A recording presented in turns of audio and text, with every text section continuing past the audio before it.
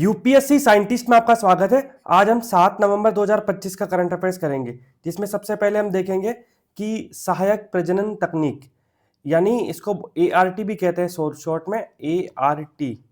मुख्य रूप से जो आज का आर्टिकल है वो सरोगेसी के लिए जो कुछ सुप्रीम कोर्ट से मांग की गई है, जो सरोगेसी के लिए अधिनियम है 2021 का, उस एक्ट के कुछ प्रावधानों के अंतर्गत सुप्रीम कोर्ट से छूट मांगी गई है। उसी को लेकर ये टॉपिक न्यूज़ में रहा था। तो जो सरोगेसी वो पार्ट होता है वो एआरटी, असिस्टेड रिप्रोडक्शन टेक्नोलॉजी, ये तकनीक है जो प्रजनन में सहयोगी तकनीक है, उनका एक ग्रुप ऑफ टेक्नोलॉजी है। और इसमें इन विट्रो फर्टिलाइजेशन पे हम बात करेंगे, और साथ ही सरोगेसी अधिनियम में राष्ट्रीय सरोगेसी बोर्ड की भी बात है, उस पर भी हम चर्चा करेंगे। फिर देखेंगे खाद्य प्रणाली और वैश्विक संकट, ये ग्लेनसेंट की रिपोर्ट है, उसी के आधार पर इस टॉपिक पे चर्चा करेंगे। और साथ में हम क्लाइमेट टिपिंग पॉइंट्स यानी जलवायु टिपिंग पॉइंट्स और ग्रहीय सीमाएं यानी प्लेनेटरी बाउंड्रीज की भी बात करेंगे। ये दोनों कॉन्सेप्ट काफ़ी इंपॉर्टेंट हैं बहुत पर्सपेक्टिव से। फिर कर्नाटक की मासिक धर्म अवकाश नीति है कि ये वाकई सही नीति है या सिर्फ ये सिंबॉलिक है, इसके बारे में देखेंगे।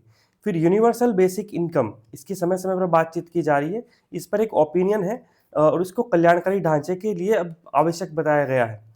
निर्विरोध चुनाव और नोटा, ये मामला भी सुप्रीम कोर्ट के अंदर पेंडिंग है, लेकिन इससे रिलेटेड थोड़ा डेवलपमेंट देखेंगे ताकि इन फ्यूचर इसके बारे में जो भी अपडेट्स आएंगे उसको हम समझ पाएँ।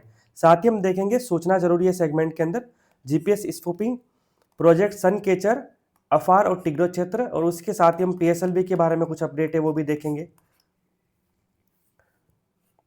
The second issue on surrogacy for a child, second child, दूसरा मुद्दा दूसरे बच्चे पर, बच्चे के लिए सरोगेसी पर।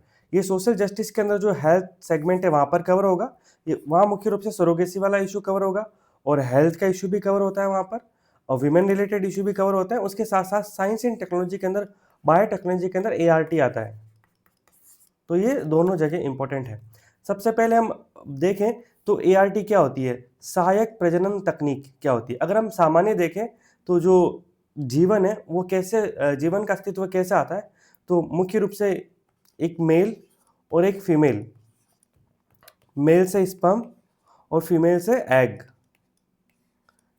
यानी शुक्राणु और अंडाणु, इन दोनों का की प्रोसेस को हम कहते हैं निषेचन। और इसी निषेचन की प्रक्रिया से क्या होता है, भ्रूण का निर्माण होता है, और वो भ्रूण 9 माह बाद एक बेबी बनता है या चाइल्ड बनता है। तो ये पूरी प्रोसेस होती है, ये नेचुरल प्रोसेस है। तो यहाँ पे जो निषेचन की प्रोसेस होती है इसे फ्यूजन कहते हैं, यानी फ्यूजन, फ्यूज करना। तो यहाँ पे स्पर्म एग को फ्यूज करता है एक तरह से। तो जो ये निषेचन की प्रोसेस होती है ये कहाँ पर हो रही है, प्राकृतिक रूप से जो निषेचन की प्रोसेस होती है वो इनसाइड द बॉडी होती है।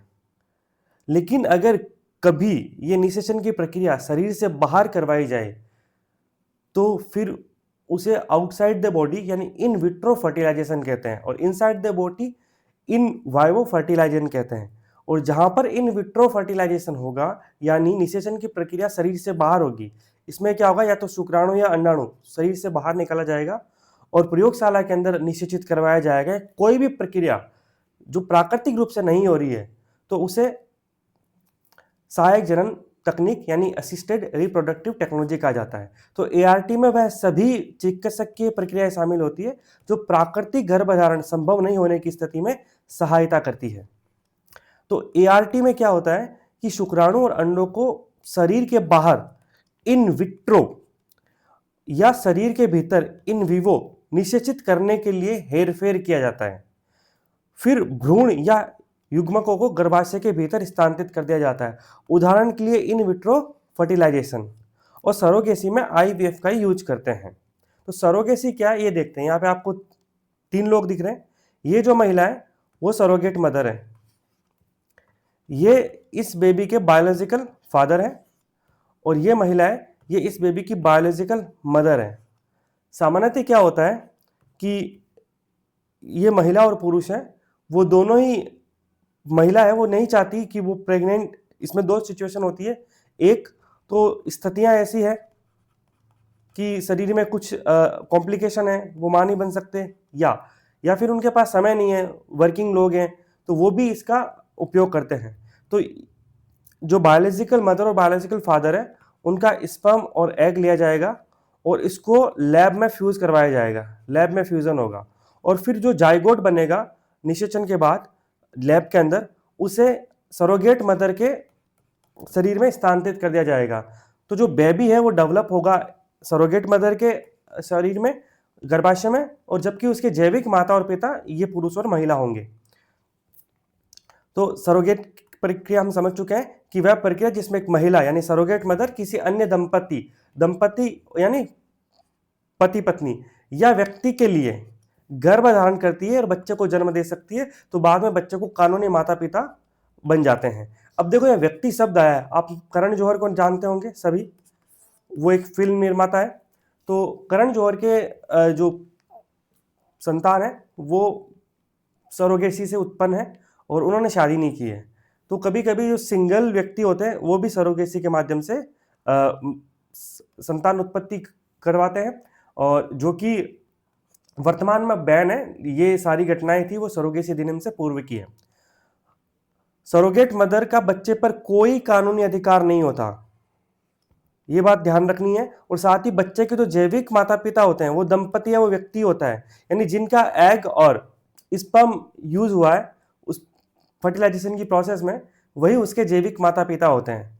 और बांझपन, गर्भावस्था के स्वास्थ्य जोखिम, ऐसी स्थिति में ये एक समाधान है सरोगेसी। अब सरोगेसी दो प्रकार की होती है, एक होती है परोपकारी सरोगेसी और एक होती है व्यावसायिक सरोगेसी। इसको किराए की कोख भी खात कहते हैं सरोगेसी को। अब परोपकारी सरोगेसी में क्या होता है, एल्ट्रुस्टिक सरोगेसी, इसमें सरोगेट मां केवल मेडिकल खर्च रहती है और वह इच्छुक जोड़े के करीबी रिश्तेदार होनी चाहिए। और वहीं व्यावसायिक सरोगेसी में क्या होती है कि जो महिला सरोगेट मां बनती है वो उसके लिए फाइनेंशियली चार्ज लेती है, पैसे लेती है। और भारत में ये बहुत बड़ा बिजनेस बना हुआ था लंबे समय तक। अब कानूनी रेगुलेशन क्या इसके लिए, सरोगेसी विनियमन अधिनियम 2021, सरोगेसी रेगुलेशन एक्ट 2021। ऑब्जेक्टिव था कि कानून का लक्ष्य यह था कि सरोगेट माताएं उनके शोषण को रोकना, क्योंकि क्या होता था बहुत से विदेशी दंपति आते और भारत में सरोगेसी का विकल्प लेते, और अगर बच्चों में कुछ भी कॉम्प्लिकेशन होते या कोई दिक्कत होती तो फिर वो बच्चे को यही छोड़ चले जाते। तो एक तरह से उन महिलाओं का शोषण भी होता था और एक महिला से 3 से 4 बार सरोगेट मदर बनने के लिए उनको प्रेशराइज किया जाता था। तो इसलिए कानून इसलिए लाया गया कि एक तो सरोगेट माताओं को शोषण से रोकें और साथ ही जो सरोगेटी से पैदा हुए बच्चे हैं उनके अधिकारों की रक्षा की जाए। और इस अधिनियम में व्यावसायिक सरोगेसी उस पर रोक लगा दी। अब केवल परोपकारी सरोगेसी की अनुमति है। और परोपकारी सरोगेसी में क्या होता है कि केवल मेडिकल खर्च और बीमा कवर देते हैं दंपति, इसके अलावा अन्य कोई मौद्रिक मुआवजा है वो सरोगेट माता को नहीं दिया जाता। और इसमें सरोगेट मां, इच्छुक जोड़े और बच्चे के अधिकारों को स्पष्ट किया गया है कि सरोगेट मां के क्या अधिकार होंगे, जो इच्छुक जोड़ा है, पति पत्नी है, दंपति, उनके क्या अधिकार होंगे, और बच्चे के अधिकार क्या होंगे, इन दोनों को इनमें स्पष्ट किया गया है।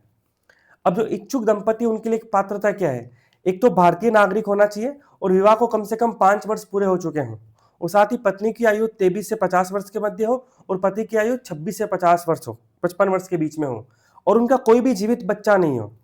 जीवित बच्चा में मतलब उनका जैविक बच्चा भी हो सकता है, गोद लिया हुआ भी हो सकता है, या सरोगेसी भी इससे भी हो सकता है। और अगर पहले से जीवित बच्चा है तो आप सरोगेसी का सहारा नहीं ले सकते। आज का टॉपिक है मेनली यहीं से जुड़ा हुआ है। आज के जो केस, जो एडिटोरियल है उसमें मुख्य रूप से ये था कि जो दंपति है उनके ऑलरेडी एक संतान है और अब वो सेकंड बेबी के लिए सरोगेसी का विकल्प ढूंढ रहे हैं।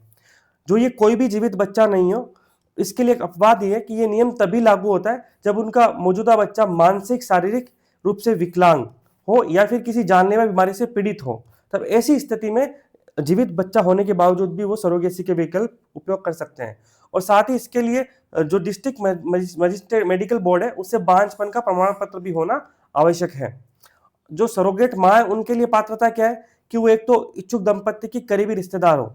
एक यहाँ पे ध्यान देने योग्य बात है कि करीबी रिश्तेदार कितनी करीबी, कैसे, इनको परिभाषित नहीं किया गया है। दूसरा, वो विवाहित होनी चाहिए, यानी विवाहित और खुद का कम से कम एक बच्चा हो। और उनकी आयु 25 से 35 वर्ष के बीच हो और केवल एक बार, एक महिला अपने जीवन में केवल एक बार ही सरोगेट मदर बन सकती है। और फिटनेस की बात की जाए तो उसे सरोगेसी के लिए चिकित्सकीय और मनोवैज्ञानिक रूप से यानी मेंटली और फिजिकली मेंटली और फिजियोलॉजिकली फिट होना बहुत आवश्यक है। अब बच्चों को क्या कानूनी अधिकार दिए गए कि जो बच्चा है वो सरोगेसी से पैदा हुए बच्चे है उसको इच्छुक दंपति की जैविक संतान माना जाएगा और उसे सभी अधिकार मिलेंगे जो एक प्राकृतिक बच्चे को मिलते हैं। यानी जो दंपति है उनकी संतान माना जाएगा, न कि सरोगेट मदर की संतान। और परित्याग नहीं, यानी जो इच्छुक दंपति है वो किसी भी स्थिति में जैसे बच्चे के विकलांग पैदा होने पर या बच्चे के परित्याग नहीं कर सकते। आपने ये मूवी देखी होगी मिमी, इसमें क्या होता है मुख्य रूप से एक ये फॉरेन कपल है, ये इंडिया आता है और इंडिया आता है तो ये पैसे के लिए सरोगेट मदर बनने को राजी करते हैं एक्ट्रेस को, कृति शेनन को। और इसमें जो इस मीडिएटर रहते हैं वो ये पंकज त्रिपाठी रहते हैं। तो सामान्यतः स्थिति सुचारू रूप से चल रही होती है, लेकिन एकदम से मेडिकल जांच में पता चलता है कि जो मिमी के गर्भ में जो एक बेबी पल रहा है उसमें कुछ ऐसे कॉम्प्लिकेशन है। तो उसके बाद ये जो फॉरेन दंपति है ये मना कर देते हैं स्वीकार करने से उस बेबी को। तो इसी पर आधारित मूवी है। बाद में इस बेबी को कुछ भी कॉम्प्लिकेशन नहीं होते हैं और फिर बाद में अपने बेबी को वापस लेने आते हैं। तो ये थोड़ी इमोशनल ड्रामा टाइप स्टोरी है, पर आप इसमें ये कॉन्सेप्ट समझ सकते हो कि बच्चों ऐसी कई घटनाएं भारत में हुई थी कि जो जब हमारे यहाँ पे कॉमर्शियल सरोगेसी यानी सरोगेसी पर कोई कानूनी प्रतिबंध नहीं था तो बच्चे और सरोगेट मदर के साथ काफी बुरा व्यवहार होता था। अब बात करें सरोगेसी के लिए रेगुलेटरी बॉडी, तो एक नेशनल सरोगेसी बोर्ड बनाया गया है, एक स्टेट सरोगेसी बोर्ड और एक डिस्ट्रिक्ट लेवल पर अप्रोप्रिएट अथॉरिटी। तो नेशनल है वो केंद्र सरकार को नीतिगत मामलों में सलाह देता है और स्टैंडर्ड को लागू करता है। स्टेट वाला राज्य स्तर पर कानून का क्रियान्वयन की निगरानी करता है। और सक्षम प्राधिकारी, ये प्राधिकरण जो सरोगेसी क्लिनिक होते हैं उनको रजिस्टर करने के लिए, उनके कामकाज की निगरानी के लिए जिम्मेदार होते हैं। अब जो सहायक प्रजनन प्रौद्योगिकी ART है अधिनियम, अब देखो एक हमने अभी स्टार्टिंग में क्या बात की थी, सबसे पहले हमने बात की थी ART। तो ART क्या होता है, यानी शरीर से बाहर, यानी इन विट्रो फर्टिलाइजेशन। अब इन विट्रो फर्टिलाइजेशन में तो सिर्फ ऐसा तो नहीं होता ना कि एग एंड स्पर्म को लैब में फ्रीज करवाया और सरोगेट मदर में ट्रांसफर कर दिया। इसमें बहुत सारी चीज़ होती है। इसमें एग डोनर भी होते हैं, स्पर्म डोनर भी होते हैं और कभी कभी कृत्रिम गर्भाधान की आवश्यकता भी हो सकती है। किसी महिला के गर्भाशय के अंदर कुछ समस्याएं आती है तो बच्चे को कृत्रिम गर्भाशय में विकसित किया जाता है। तो बहुत सारी समस्याएं प्रजनन के दौरान होती है। तो प्रजनन के दौरान जितनी भी तकनीकी होती है, सभी तकनीकी के लिए जो अधिनियम है वो है अपना सहायक प्रजनन प्रौद्योगिकी ART अधिनियम 2021। लेकिन सरोगेसी के लिए विशेष अधिनियम है, ध्यान रखना है। तो भ्रूण संरक्षण है, जैसे कि लोग अपना एग प्रिजर्व करवाते हैं या फिर स्पर्म प्रिजर्व करवाते हैं, तो ये सब ART अधिनियम के अंतर्गत आते हैं। और वहीं सरोगेसी है वही ART का एक भाग है, लेकिन उसको अलग से एक अधिनियम के अंदर रेगुलेट किया जाता है। अब देखो इतना बेसिक करने के बाद अब हम टॉपिक पे आए कि टॉपिक क्या है। तो टॉपिक चर्चा में क्यों रहा, क्योंकि सेकेंडरी इनफर्टिलिटी का सामना कर रहे एक जोड़े ने सरोगेसी के इस्तेमाल की मांग की है। क्योंकि सरोगेसी एक्ट के तहत दूसरे बच्चे के लिए सरोगेसी का सहारा नहीं लिया जा सकता। हमने भी बात की थी, अगर पहला बच्चा ऑलरेडी स्वस्थ है, एकदम तंदुरुस्त चुस्त है, तो फिर आप सरोगेसी से दूसरे बेबी के लिए कोई प्रयास नहीं कर सकते। अब सेकेंडरी इनफर्टिलिटी क्या है कि कोई जोड़ा है वो गर्भ धारण करने या गर्भावस्था को पूरा करने में असमर्थ होता है। हालांकि उन्होंने पहले स्वाभाविक रूप से बेबी को जन्म दिया था, लेकिन दूसरी बार वो जब प्रयास कर रहे हैं तो उनको ऐसे कॉम्प्लिकेशन आ रहे हैं। और ये कॉम्प्लिकेशन प्राइमरी इनफर्टिलिटी के समान ही है, जैसे कि पॉलीसिस्टिक ओवरी सिंड्रोम है या एंडोमेट्रियोसिस है या फिर लाइफस्टाइल से कुछ जुड़े कारक हैं, ये सब। लेकिन अधिनियम में साफ लिखा है कि अगर आपका पहला बच्चा पूर्णतः स्वस्थ है तो आप सेकेंडरी बच्चे के लिए सरोगेसी का सहारा नहीं ले सकते। और याचिका में क्या तर्क दिया याचिकाकर्ता ने कि राज्य नागरिकों की निजी जिंदगी और प्रजनन विकल्प में दखल नहीं दे सकता। और यह याचिका में स्पष्ट तौर पे कहा कि कानून का उद्देश्य तो कॉमर्शियल सरोगेसी और कमजोर महिलाओं का फायदा उठाने वाली शोषणकारी स्थितियों को रोकना था और फर्टिलिटी सेंटर से उनको रेगुलेट करना था ART एक्ट के साथ मिलकर। तो फिर प्राइमरी और सेकेंडरी के बीच अंतर वाली पाबंदियां वो सही नहीं है। और अभी भारत में ऐसा कोई कानून भी नहीं है जो किसी व्यक्ति के बच्चों की संख्या को सीमित करता हो।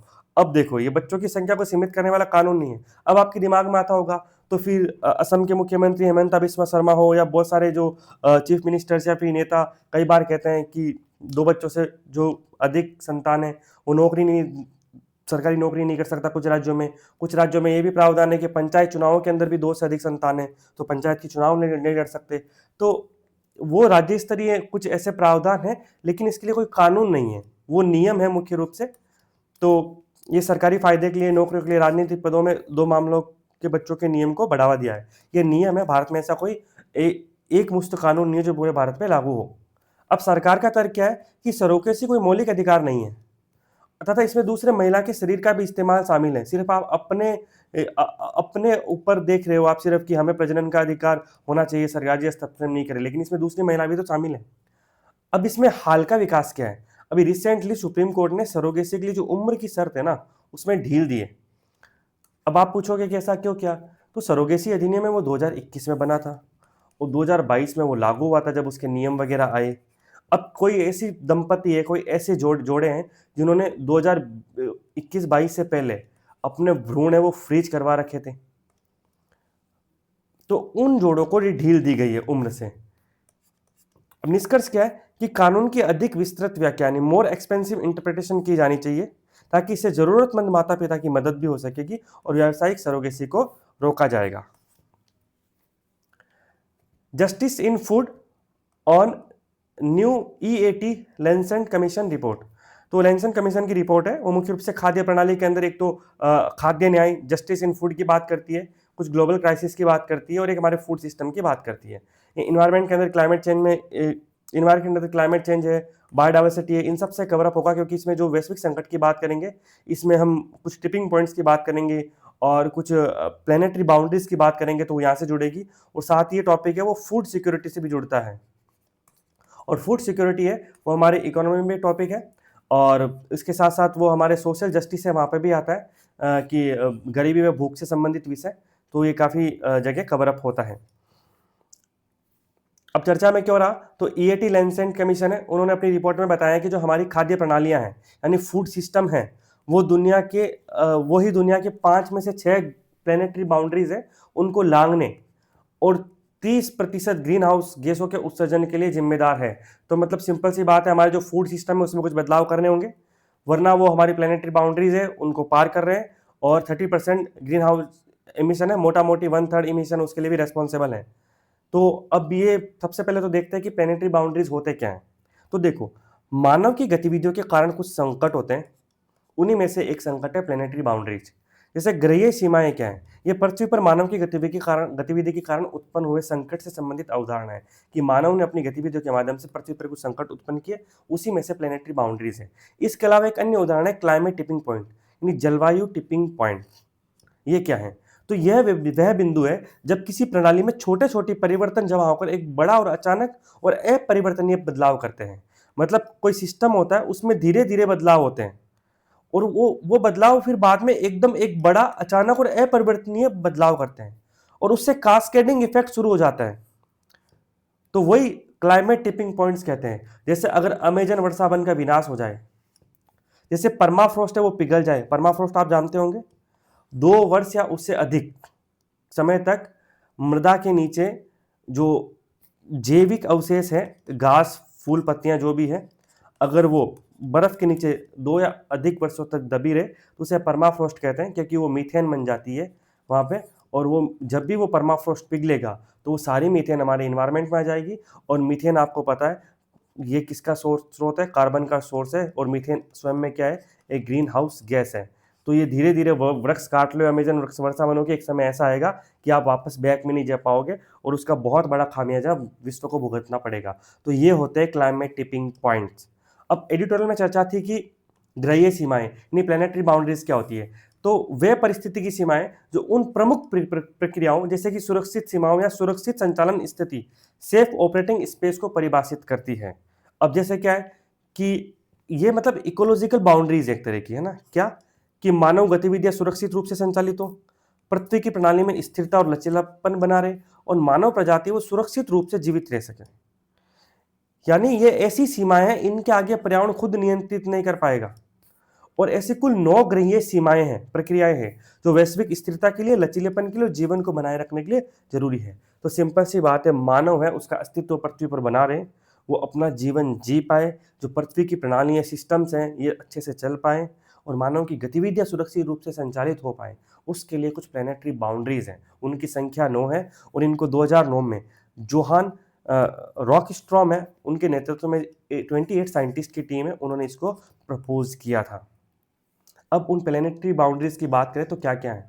पहली है जलवायु परिवर्तन यानी क्लाइमेट चेंज, दूसरी है महासागरीय अम्लीकरण यानी ओशियन एसिडिफिकेशन, तीसरी है समतापमंडलीय ओजोन का क्षय यानी स्ट्रेटोस्फेरिक ओजोन डिप्लीशन, चौथी है नाइट्रोजन चक्र में जैव रासायनिक प्रभाव, मुख्य रूप से क्या है बायोकेमिकल फ्लो नाइट्रोजन, फिर है वैश्विक मीठे जल का अत्यधिक प्रयोग, ग्लोबल फ्रेश वाटर यूज, फिर है भूमि प्रणाली लैंड सिस्टम में चेंज आना, फिर है जैव मंडल की अखंडता का क्षरण, लॉस ऑफ बायोस्फीयर इंटीग्रिटी, रासायनिक प्रदूषण केमिकल पॉल्यूशन, नोवल एंटिटीज नए नए तत्वों का आना और वायुमंडलीय एरोसोल का भार यानी एटमॉस्फेरिक एरोसोल लोडिंग। अब देखो क्लाइमेट चेंज क्या होता है, जलवायु परिवर्तन क्या होता है कि वातावरण में कार्बन की मात्रा बढ़ती है, कार्बन की मात्रा बढ़ती है तो क्या होता है ग्रीन हाउस इफेक्ट होता है, और ग्रीन हाउस इफेक्ट क्या होता है टेम्परेचर बढ़ता है, और टेम्परेचर बढ़ता है तो ग्लोबल वार्मिंग होती है, और उसी से क्या होती है फिर क्लाइमेट चेंज की सिचुएशन आती है। जब कार्बन ज़्यादा बढ़ता है तो कार्बन क्या होता है कि कार्बन का सिंक कौन है, समुद्र है ओशियन, जब वो कार्बन को अवशोषित करते हैं तो वहाँ एसिडिफिकेशन की प्रोसेस होती है। तो ये कुछ समस्याएं आपस में जुड़ी हुई है। तो अब स्थिति देखें तो जलवायु परिवर्तन ये स्थिति पार हो चुकी है, तो CO2 का स्तर है वो काफ़ी ज़्यादा आगे निकल चुका है। इसके अलावा देखें नाइट्रोजन चक्र, तो ये भी पार हो चुकी है क्योंकि उर्वरकों का प्रयोग कृषि क्षेत्र में बहुत किया जाता है। अब बात करें जोखिम वाले क्षेत्र, तो एसिडिफिकेशन अभी जोखिम वाले क्षेत्र में अभी जारी है। इसके अतिरिक्त मीठे जल का अधिक उपयोग ये भी जोखिम वाले क्षेत्र में है, और भूमि प्रणाली में परिवर्तन ये भी जोखिम वाले में, क्योंकि जंगलों की कटाई हो रही है और खेत बनाए जा रहे हैं, और रासायनिक प्रदूषण मूल्यांकन जारी है लेकिन उच्च जोखिम स्थिति में ये भी आ चुका है, और एरोसोल अभी अनिश्चित है और इसका काफ़ी क्षेत्रीय प्रभाव होता है, तो अभी इसमें कुछ ठीक ठाक स्थिति है। और समतापमंडलीय ओजोन से यहाँ पे हम सक्सेसफुल हुए हैं कि मॉन्ट्रियल प्रोटोकॉल है वो सफल हो गया है, और रिसेंटली रिपोर्ट्स आई थी कि जो ओजोन परत में जो क्षरण हुआ था अब वो धीरे धीरे ठीक हो रही है, और 2050 तक और 2070 तक तो काफ़ी हद तक उसमें पूर्व की स्थिति आ जाएगी। तो ये इसमें डेवलपमेंट था। तो अब ये आर्टिकल का मुख्य रूप से ये कहना कि जो हमारा खाद्यान्न सिस्टम है, हमारी जो खाद्य प्रणाली है वो कैसे प्रभावित करती है। तो देखो सबसे पहले क्लाइमेट चेंज, आपको पता है चावल की खेती होती है, और चावल की खेती में क्या होता है पैडी धान की खेती, उसमें खेत भरे रहते हैं पानी के, तो वो होते हैं वो मीथेन के काफ़ी बड़े उत्सर्जक होते हैं।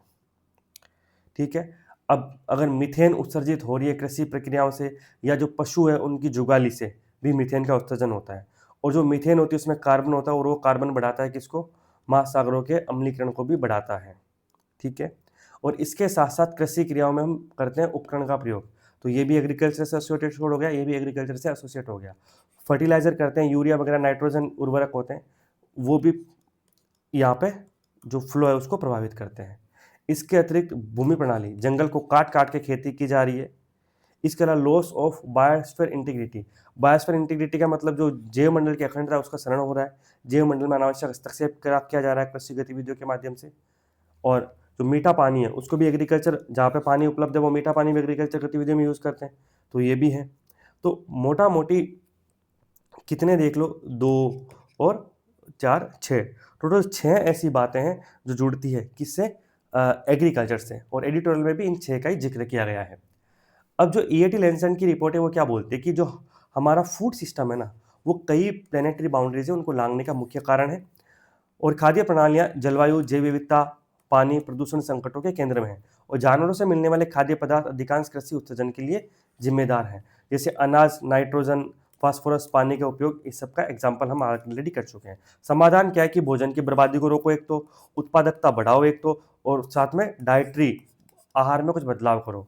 अब भारत में आहार मुख्य रूप से क्या है, अनाज है, तो इनका सुझाव है कि 2050 तक वैश्विक मानक को पूरा करने के लिए सब्जियां फल मेवे और फलियां इन सबको भी शामिल करने की आवश्यकता है। अब न्याय का मुद्दा है कि जो इस तरह का आहार परिवर्तन तो कर लेंगे, लेकिन भारत में खाद्य पदार्थों की कीमतें बढ़ सकती है, और यहाँ पे जस्टिस का अर्थ क्या है कि स्वस्थ आहार की ओर बढ़ते हुए हम कीमतों का नियंत्रण का भी ध्यान रखें। ऐसा नहीं कि कीमत इतनी बढ़ जाए कि लोग इससे वंचित ही रह जाए। तो यहाँ पे जस्टिस इन फूड की आवश्यकता है।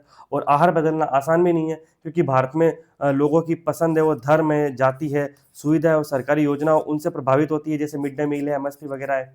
और साथ ही वैकल्पिक रणनीतियाँ भी होनी चाहिए, जैसे खेती में हानिकारक इनपुट को कम करें, राजकोषीय उपाय जैसे टैक्स सब्सिडी के लिए कम प्रोसेस्ड पदार्थ हैं उनको सस्ता बनाया जाए, और सरकारी खरीदे उसमें क्षेत्रीय और सस्ते व्यंजनों को बढ़ावा दिया जाए। और भूजल को निकालने की जो ग्राउंड वाटर को बार बार निकाला जाता है, उसके जो लिए अनियंत्रित प्रोत्साहन है, आपको पता होगा बहुत सारे राज्यों में जो पंप चलते हैं पानी निकालने वाले, उनके लिए सब्सिडी दी जाती है।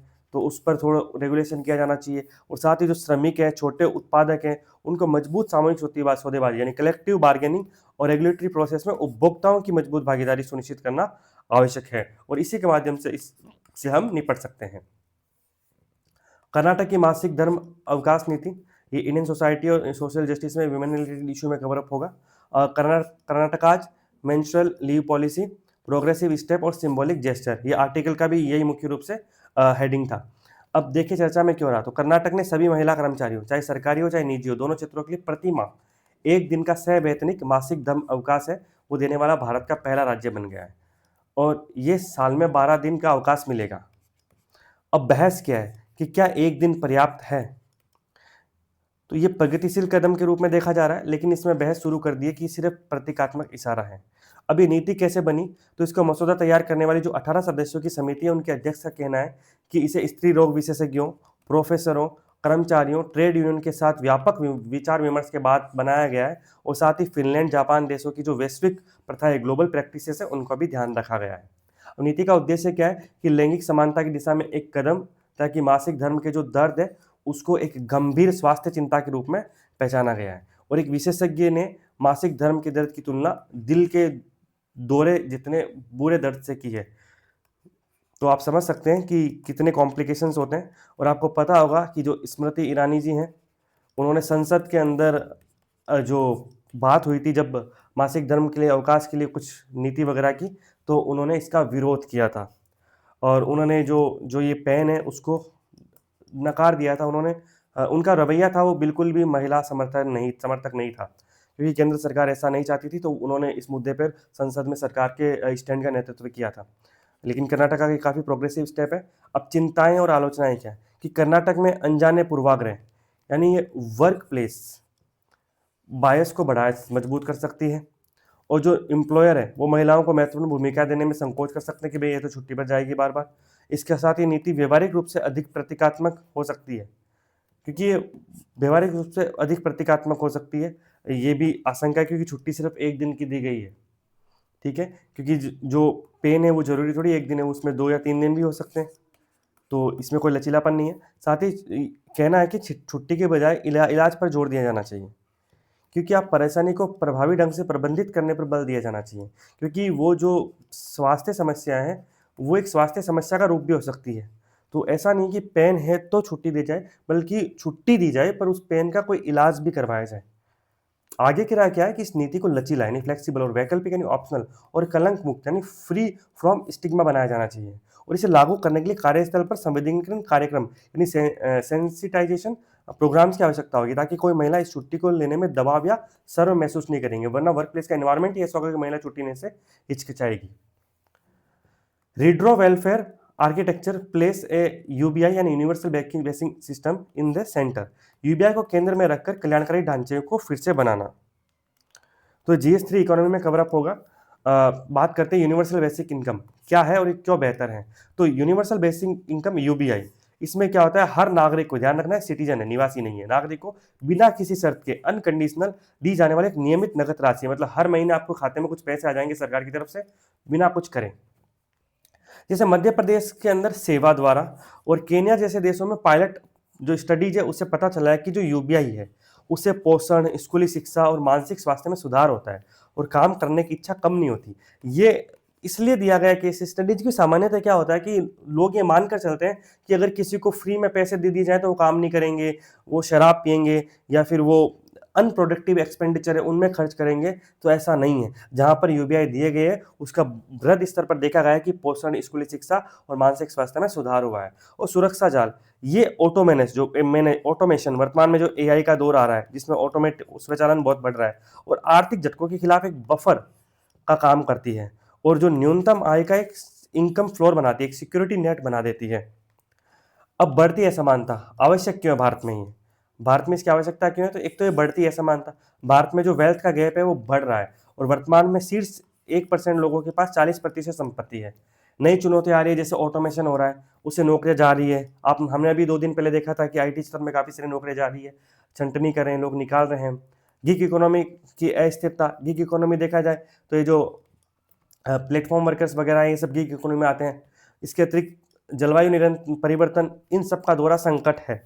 और जीडीपी बनाम खुशी, देखो भारत की जो ग्रोथ रेट है वो 8.4% की दर से जीडीपी ग्रोथ रेट है हमारी, लेकिन फिर भी वर्ल्ड हैप्पीनेस रिपोर्ट में हमारी जो रैंक है वो 126 नंबर पर है। ये दिखाता है कि समृद्धि है वो आम लोगों तक नहीं पहुंच रही है। और मौजूदा व्यवस्था की विफलता, वर्तमान में जो कल्याणकारी योजनाएं हैं वो फ्रेगमेंटेड है, लीकेज है उसमें उसमें एक्सक्लूजन है, यानी इंक्लूजन एरर और एक्सक्लूजन इधर से वो पटी पड़ी है। अब बात करें फ्री बीज की, इसका प्रभाव क्या होगा? तो राजनीतिक और सामाजिक प्रभाव क्या होगा? एक तो फ्री बीज की राजनीति का अंत हो जाएगा। जो फ्री में बोलते हैं ना, चुनाव से पहले हम 10,000 खाते में डाल देंगे, तो कोई बोलते हैं हम 30,000 डाल देंगे, कोई बोलते हैं हम सिलेंडर फ्री देंगे, तो कोई बोलते हैं हम स्कूटी फ्री देंगे। तो जो फ्री बीज की राजनीति, इसका अंत हो जाएगा। कैसे? क्योंकि यूबीआई पार्टी द्वारा जो मुफ्त में दी जाने वाली मुफ्त सुविधाएं हैं, जैसे मुफ्त बिजली है, कर्ज माफी है, उसकी राजनीति को कमजोर कर देगा। जब सरकार ऑलरेडी दे रही है तो फिर क्या देंगे? फिर नागरिक राज्य संबंध में बदलाव आएगा। अब ये संबंध होगा वो लेन देन से क्या हो जाएगा कि अधिकार आधारित हो जाएगा। देखो एग्जाम्पल फॉर, पहले जो राशन मिलता था वो क्या था? वो कल्याण आधारित था कि सरकार एक तरह से वेलफेयर कर रही थी। लेकिन 2013 में जब से नेशनल फूड सिक्योरिटी एक्ट आया है, तब से क्या हो गया? ये राइट बेस्ड अप्रोच हो गई है कि ये आपको दिया ही जाएगा, आपका अधिकार है ये। तो अधिकार आधारित अप्रोच हो गई। तो जब यूबीआई दिया जाएगा तो वो आपका राइट बेस हो जाएगा। फिर पॉलिटिकल पार्टी अपनी रैलियों में ये नहीं बोलेगी हम आपको ये दे रहे हैं, वो आपका राइट हो जाएगा।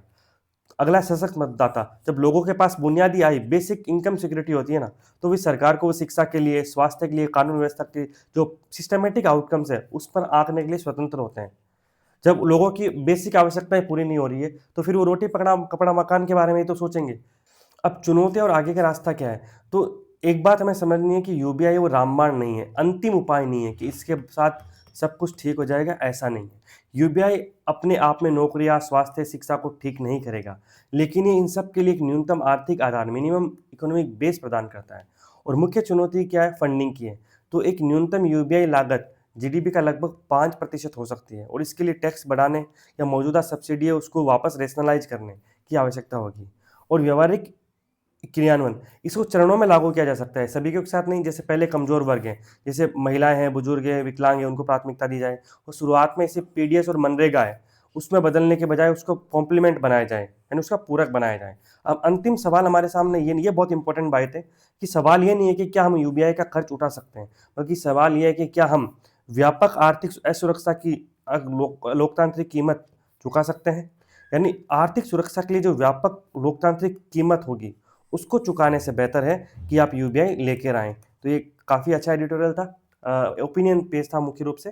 और ये बार बार यूबीआई पे चर्चा होती है, तो यूबीआई क्या है एज ए कॉन्सेप्ट आपको पता होना चाहिए, यूनिवर्सल बेसिक इनकम क्या होती है बस। और इसके अलावा मेंस में क्वेश्चन बनने के चांसेस तो ऑलवेज है इससे।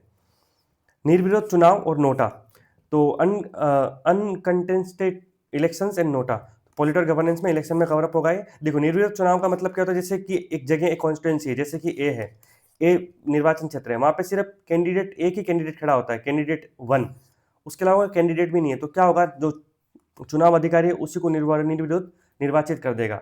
वहां पे न तो वोट होंगे, उन्हें वोटों की गिनती होगी, क्योंकि एक ही कैंडिडेट है तो उसे जीता हुआ मान लिया जाएगा। तो उसे कहते हैं निर्विरोध चुनाव। और नोटा आपको पता होगा कि जब आप चुनाव में वोट देने जाते हैं तो हमारे पास है ना कैंडिडेट की सारी लिस्ट के ऊपर नीचे लिखा है नोटा, NOTA। तो मतलब आप ऊपर में से किसी भी उम्मीदवार के समर्थन में वोट नहीं करना चाहते, तो ये नोटा विकल्प होता है हमारे पास।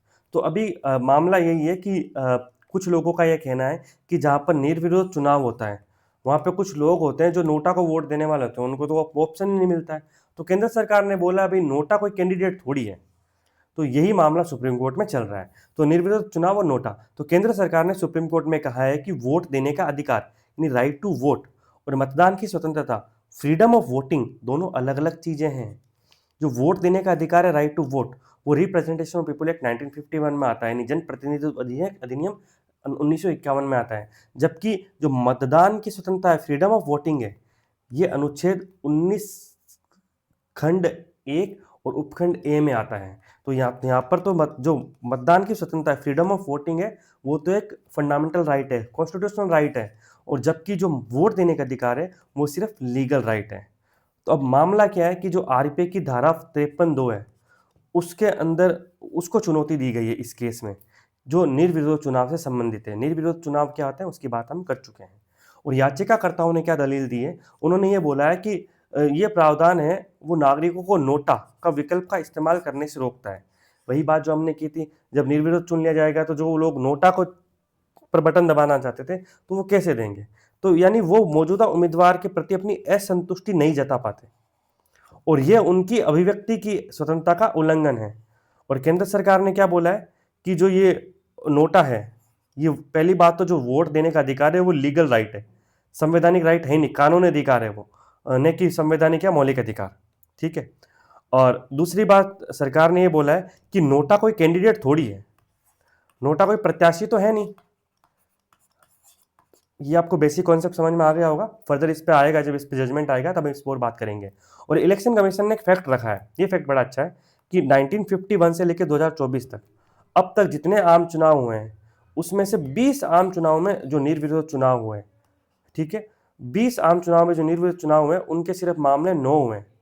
मतलब कि अब सिर्फ 9 ऐसे मामले हैं, केवल 9 मामलों में निर्विरोध चुनाव हुए हैं। 20 आम चुनावों के अंदर ओनली 9 केसेस ऐसे आए हैं। सोचना जरूरी सेगमेंट में कुछ न्यूज इन ब्रीफ की बात करेंगे। बिहार में चुनाव चल रहे हैं और पहले चरण में लगभग 121 सीटों पर वोटिंग हुई थी, उसमें रिकॉर्ड 64.66% वोटिंग हुई थी। अब शटडाउन की बात करें तो अमेरिका में शटडाउन चल रहा है। बजट है वो अमेरिकी जो संसद है, जिसको कांग्रेस बोलते हैं, उसने रोक रखा है। और वो अमेरिकी सीनेट जो ऊपरी सदन है, वहाँ पे 60 लोगों की सहमति चाहिए, और 60 लोग मिल नहीं रहे डोनाल्ड ट्रंप को, क्योंकि जो डेमोक्रेट्स हैं वो रोक लगा रहे हैं। तो इस वजह से ये शटडाउन लगा हुआ अमेरिका में लंबे समय से। तो अमेरिका की जो फ्लाइट कैपेसिटी में 10% कमी की जा रही है, क्योंकि लंबा सरकारी शटडाउन है। एयरफोर्स स्टाफ है वो भी बिना सैलरी के काम कर रहा है।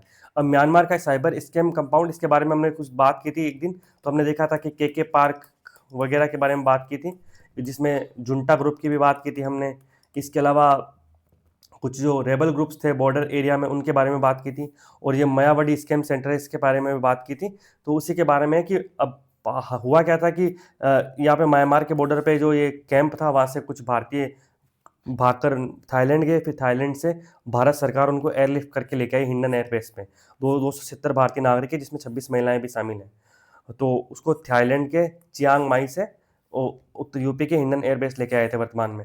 तो अभी सरकार इनसे थोड़ी पूछताछ वगैरह करेगी कैसे ये साइबर स्कैम वगैरह होते हैं, तो उससे जुड़ा हुआ आर्टिकल है। इसके बारे में आप विस्तृत डिटेल चाहते हैं तो आप ये जो साउथ ईस्ट एशिया के अंदर जो साइबर स्कैम का पूरा है, उस पर हमने डिटेल में चर्चा की थी, आप वहाँ से देख लीजिएगा, लिंक डिस्क्रिप्शन में डाल देंगे।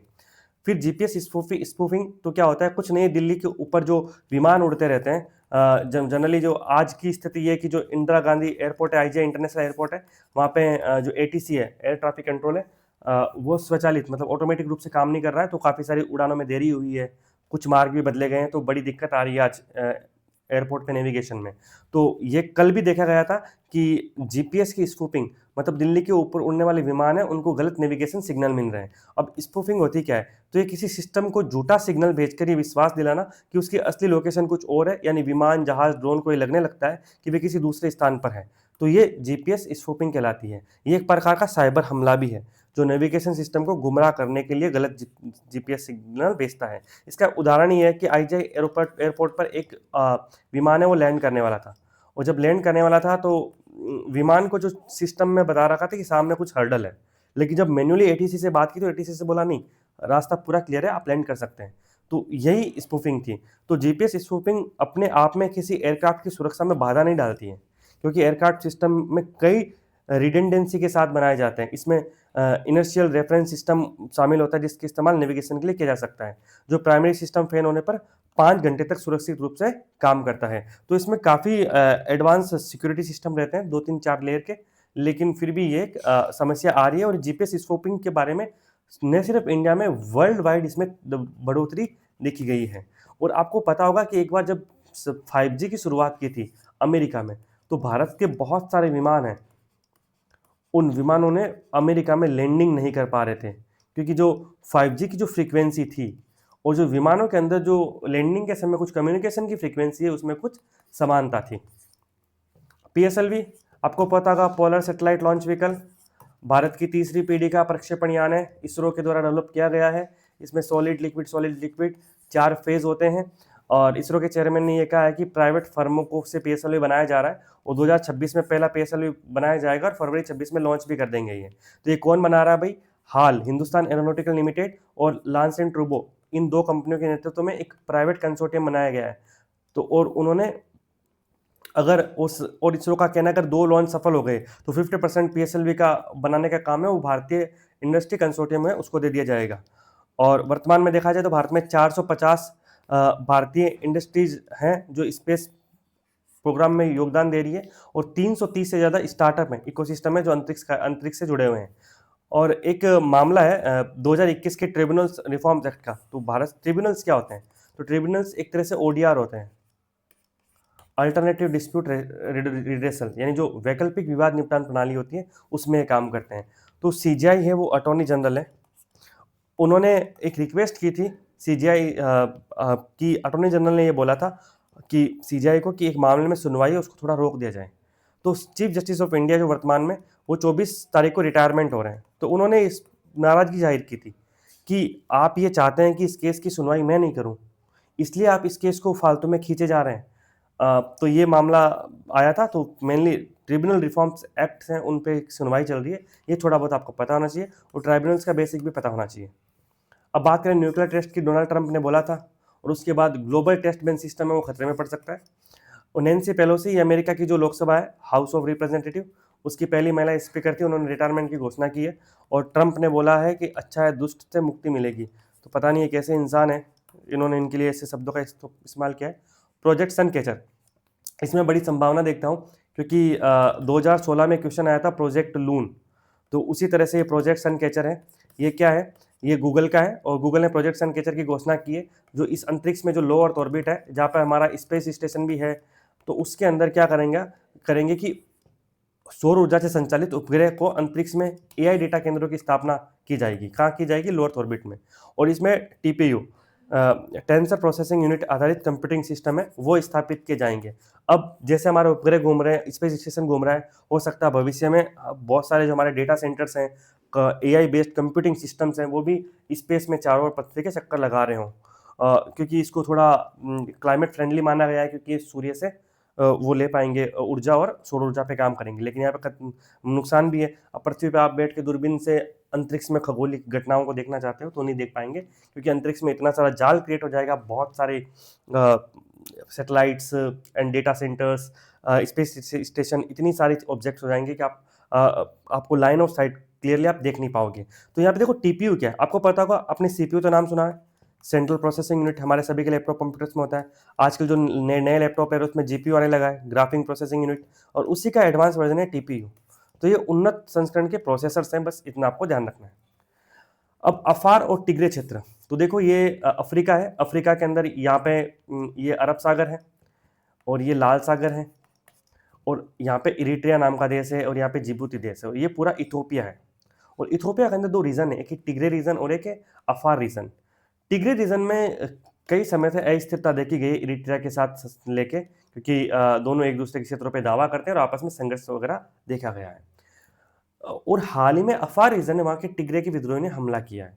तो हमें इतना ध्यान रखना है कि जो अफार क्षेत्र कहाँ पर है और टिग्रे क्षेत्र कहाँ पर है। इथोपिया के अफार इलाके ने कहा है कि उस पर टिग्रेनियन फोर्स ने हमला किया है और यहाँ पे 2020-22 में गृह युद्ध चला था, उसके बाद से यहाँ पे तनाव बना हुआ है और जिसमें हजारों लोगों की डेथ भी हुई थी। इसी के साथ आज का डिस्कशन कंप्लीट होता है। Thank you so much. PDF आप टेलीग्राम से डाउनलोड कर सकते हैं और यूट्यूब पे वीडियो देख ही रहे हैं, अच्छा लगे तो आप साझा कर सकते हैं।